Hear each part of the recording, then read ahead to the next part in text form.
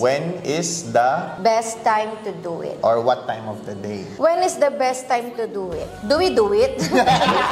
That's the question. Best time to do it is morning. Para, alam mo yun. Medyo masarap sa morning. Hindi kasi may energy ka pa. Ah. Kasi nga usually pag night, syempre pagod Pagod na sa work, sa normally chores. sa stage ng buhay natin ngayon, medyo Exhausted exhausted na tayo sa gabi, kaya parang low energy na, di ba? Kumbaga sa opinion ko, mas okay siguro morning.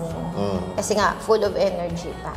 So if meron kayong time to spend time alone, Yeah. yan, yun. Lalo na yung wala pang kids. Or kung may kids kayo, pag meron kayong chance na mag-staycation, ganyan, So, yun, medyo morning. intense. So, sa'yo morning din. Morning, sa tingin ko morning. Yeah. Tsaka parang para sa akin medyo enticing at tsaka masarap yung smell nung hindi morning breath, yung katawan sa umaga, di ba? Yeah.